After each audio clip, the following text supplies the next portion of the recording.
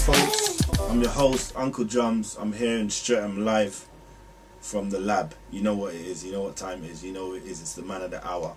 This is Power Hour. But this is the SW16 show. And I've got a big guest here today. She goes by the name of Lidiana. How are you? Hi. You good, miss? Yes, I'm wonderful. Thank you. How are you? I'm good. I like your energy. Oh, thanks. Yeah, I like the energy, and I'm going to say thank you for coming to the show today. Oh, thank you for having me. I'm so excited to be here. Sorry about the delay. No, it's all good. It's all good.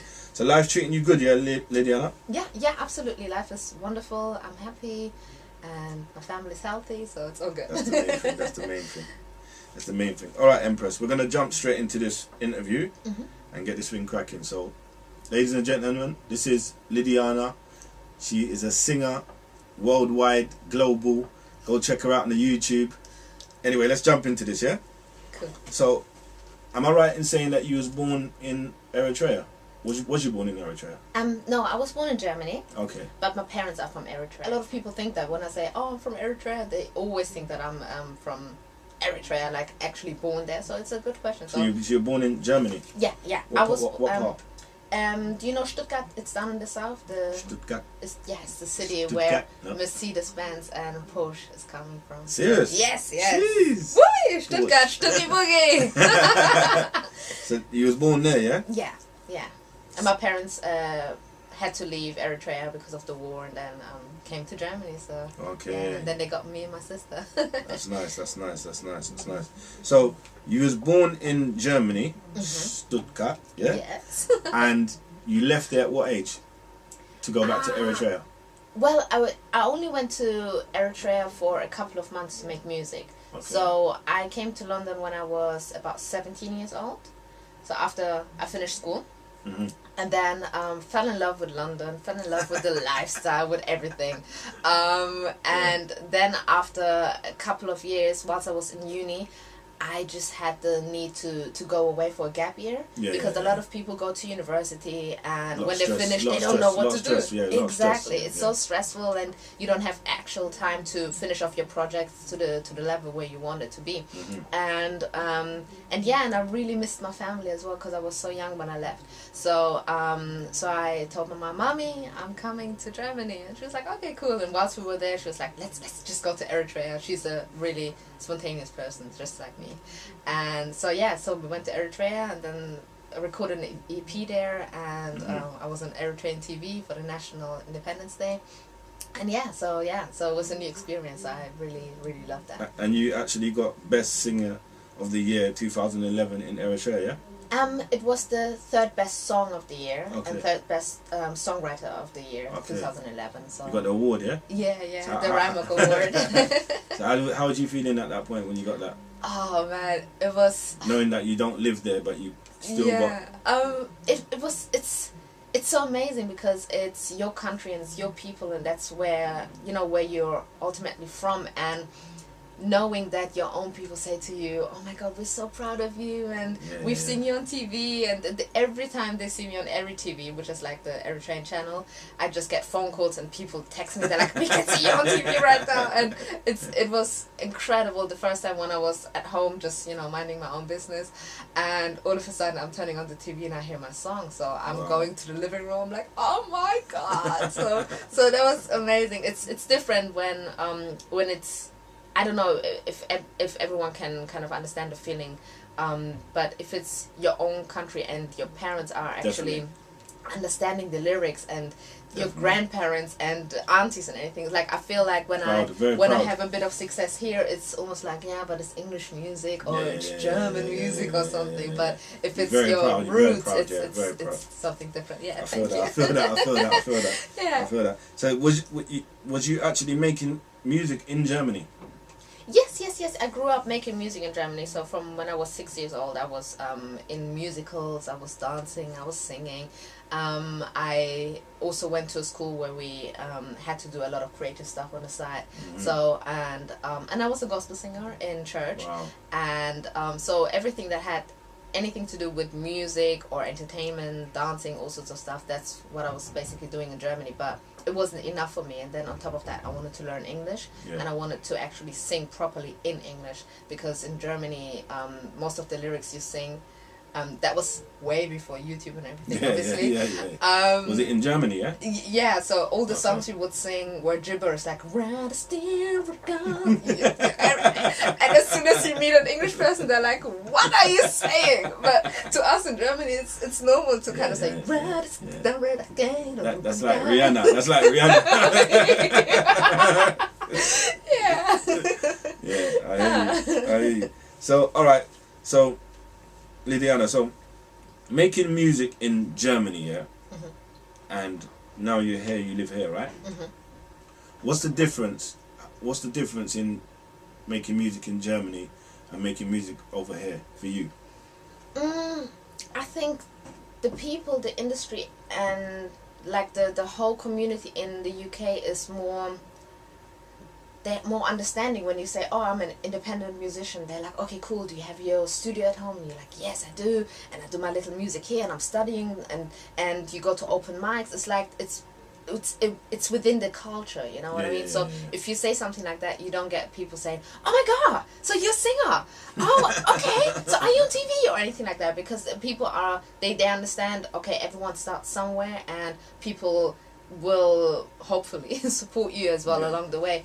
Whereas in Germany, you either, that's my opinion anyway, you're either a big star or you're nobody, because to me there were not enough places where I could kind of sing. I mean, I would do a lot of gospel singing, a lot of wedding singing and anything, but they would appreciate the singer but not the artist, in the sense of they would not say, oh wow, that was Lidiana. They would be, oh, that's the Eritrean singer, she sang a couple of songs on my wedding. So it's a bit difficult. You can make a living in Germany as a musician, but either in the choir or the opera house or something like that. But you're not big until you get big. And until you're on TV, that's the level where German people say, oh, okay, so you're famous now. We know you. We know your name now. So, and here it's like, it's normal to kind of say, I'm an independent artist, I'm working with these people and those people, and and you can do that part-time, and you can do something else part-time, and it's just, I find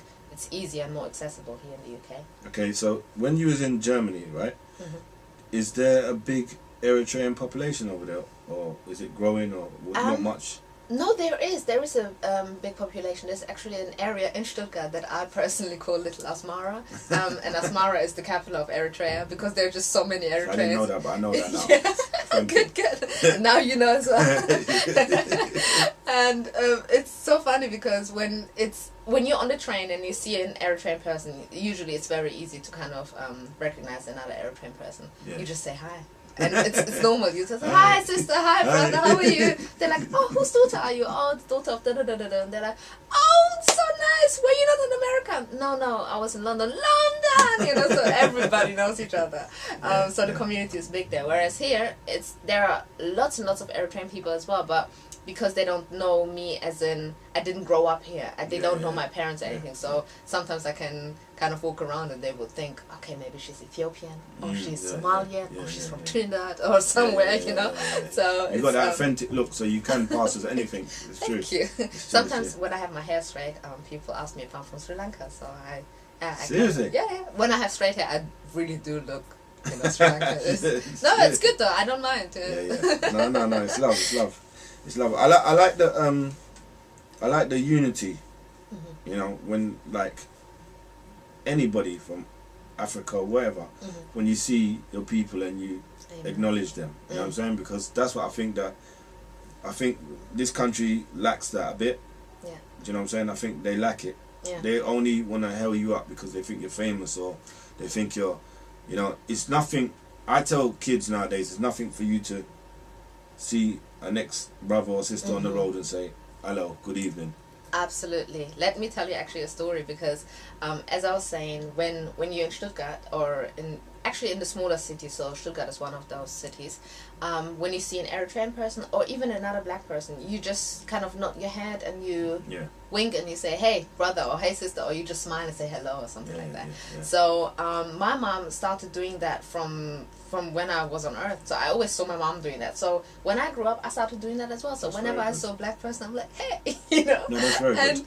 And the funny thing is, about 4 or 5 years ago, when my mom came for the first time to visit me in the UK, I picked her up at Stansted Airport, and then she's starting to nod, and I'm like, Mom, who are you saying hello to? She's like, so many brothers and so many sisters. And I'm like, Mommy, no, there are too many. She's like, so many black people. I'm like, I know, Mom, but you can't say hello to everyone. You're gonna hurt your head, you know. But it's nice when you see the innocence in people lovely. When they come from other places and they think, there must be some kind of unity. But sometimes it's difficult because I think as human beings we should have a unity regardless, you know what I mean?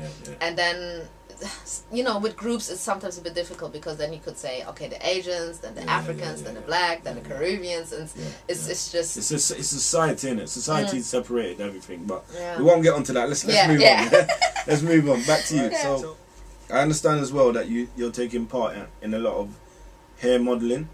How did that come about?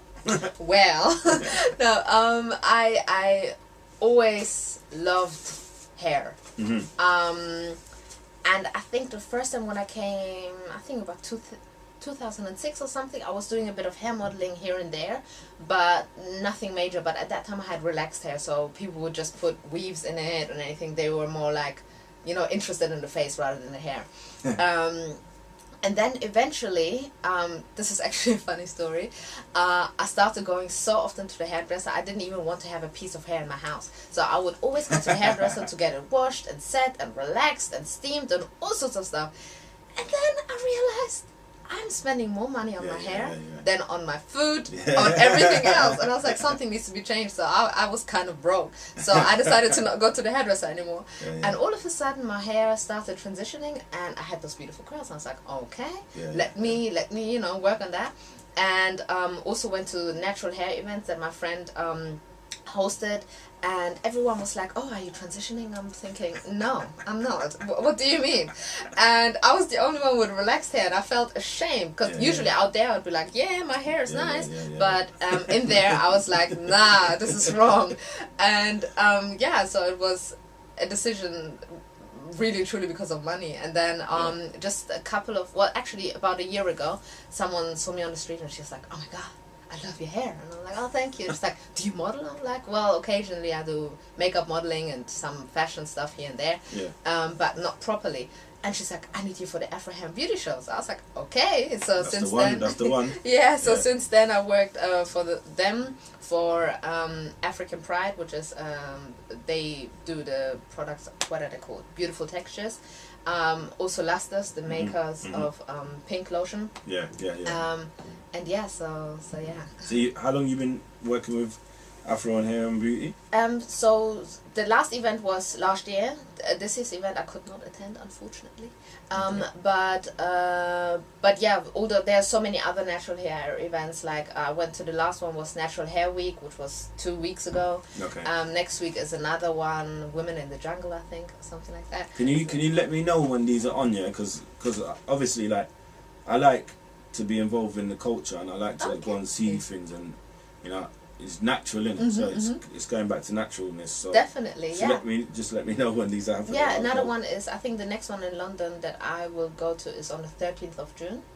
Okay. So it kind of helped me as well musically, because I would model there and they'd be like, are you not the girl that does either the Happy Monday or the singing and stuff like that? I'll be like, yeah. They're like, oh, we checked out your music, you don't only do hair modeling, you do also that. And it's good if you do something within entertainment or within, you know, beauty and anything like that. People will recognize you, and they will because nowadays we live in such a technological kind of world where someone sees you on YouTube and then they will see you at a hair event and then they see you on Instagram and things like that. And for that kind of reason, it does help. So it's not only the fact that I get freebies and all it that makes stuff. it makes it easier. It makes it easier. Yeah. So it's lovely as well because you meet people that think alike and have similar hair to you. And that's a nice feeling when you're somewhere and someone pops up, you've never seen their face, you say, "Oh, you're that person on." Yeah, it's like it's acknowledgement. It makes you feel special. Yeah. I know that Absolutely. feeling. So keep doing it. Keep doing it. When you see this lady out there, just make sure you approach her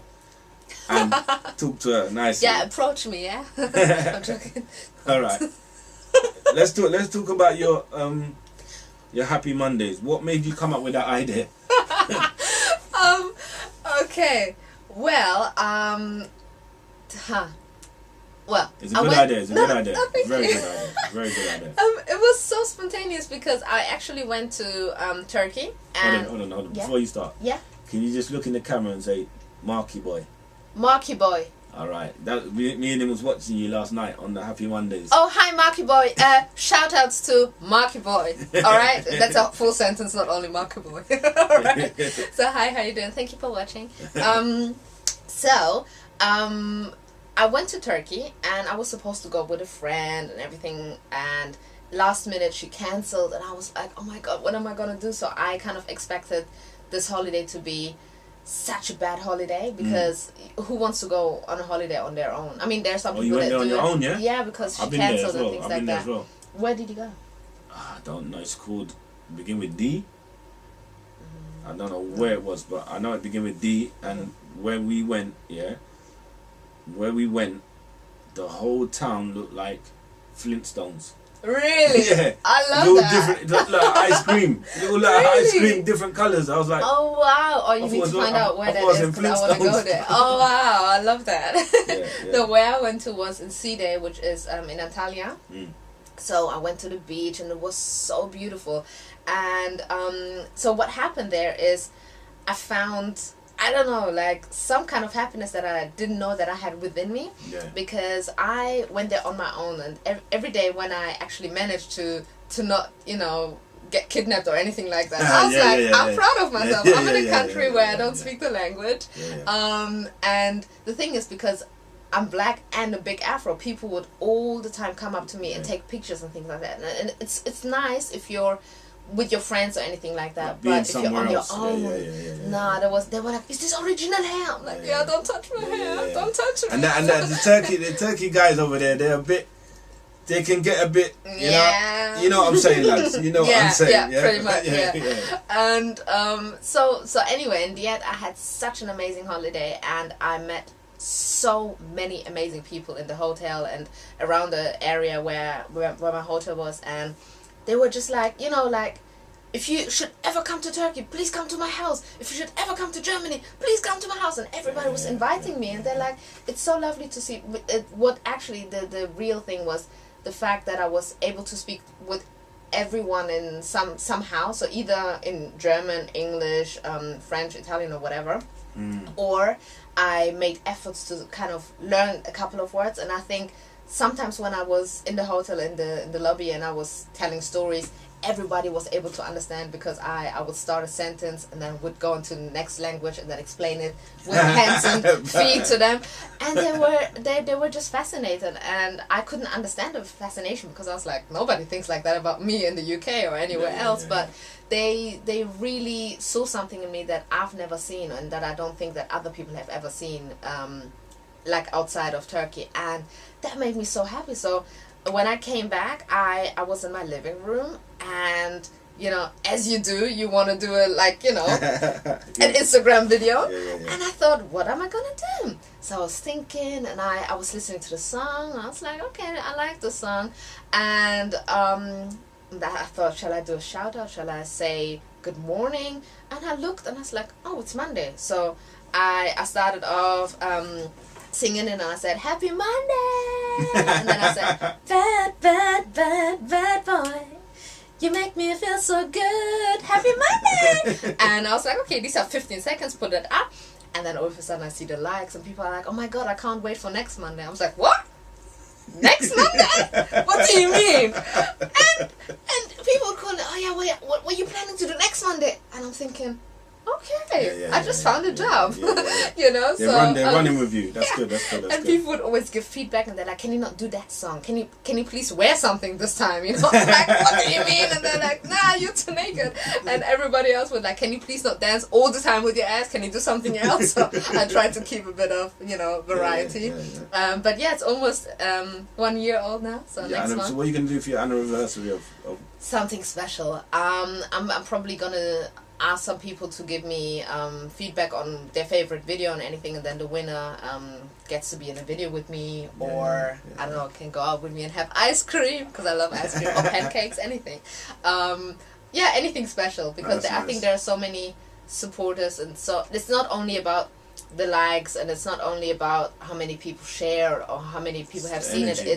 It makes me happy. When I do it, I'm happy. I'm like, Monday is sorted, I'm happy. And when other people get to be happy, then that makes me even more happy. But I had sometimes people that came and said, you know what, I had a really hard time, and sometimes I just go through your channel and I start laughing because I know you, and when I see you being that happy, it motivates me to be happy. And so if somebody says something like that to you, that's more than anything else. Like if somebody says you have a nice voice, I'm like, well, thanks.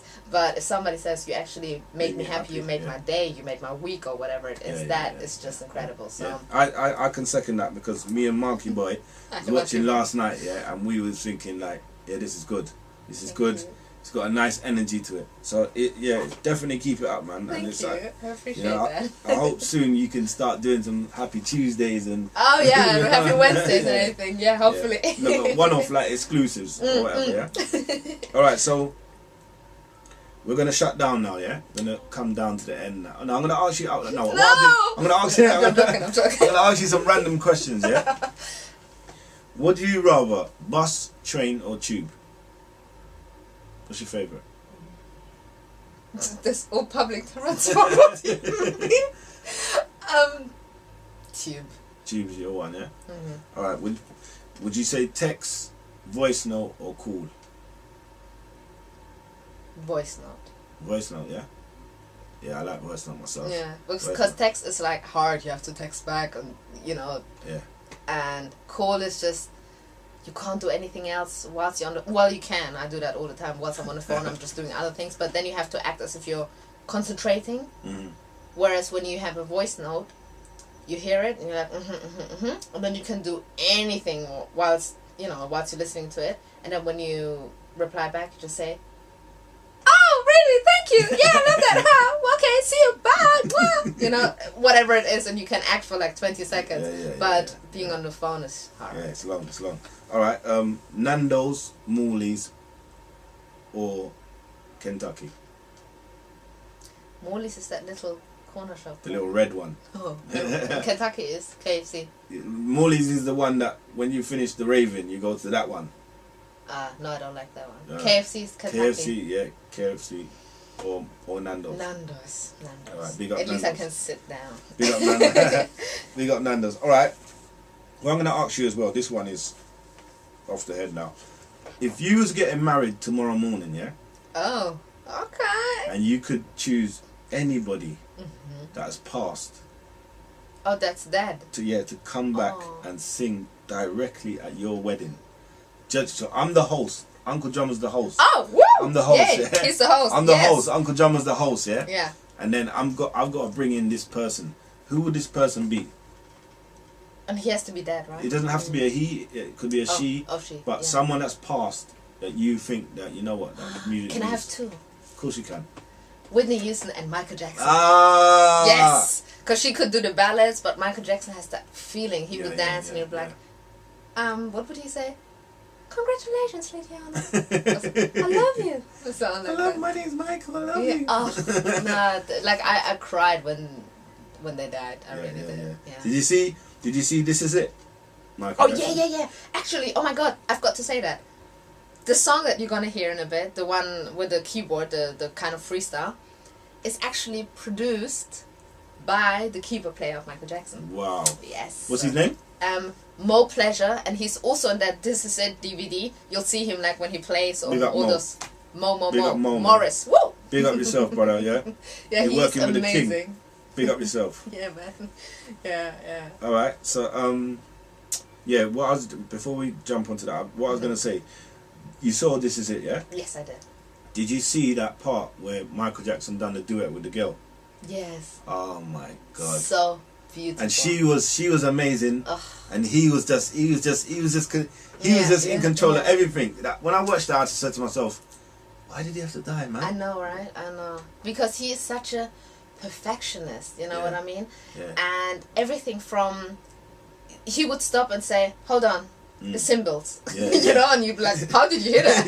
Or he'd be like, That is not. I want it higher. Can you hear that? Yeah. Yes. Exactly. Such a perfectionist, but it's like I don't know. He's such a king. I mean, who can be on stage and just stand there for 20 minutes and people go crazy? Yeah. Not moving, just that. He had it. Yeah, I know. Had it. Yeah, amazing. So these two, if they were in my wedding, that would be. I would be like, sorry, husband, my girl. No, I wouldn't do that. I don't cheat. But yeah, that would be a memorizing moment in history for you. Yeah. All right. Peace to the king, and peace to the empress. Yeah, they're both passed, but you're not forgotten. Yeah. All right. Last question I'm gonna ask now is, what would you like your fans to know about you? How you are, how you're feeling, how life is treating you, how you are as a person. I think the real me is really and truly portrayed every day. Like I think there was a time when I tried to be something so that people would like me. But especially with the Happy Monday stuff and anything, I'm actually being really and truly myself. So it's not an act. It's not like that I'm trying. It's not Michael Barrymore. No, exactly.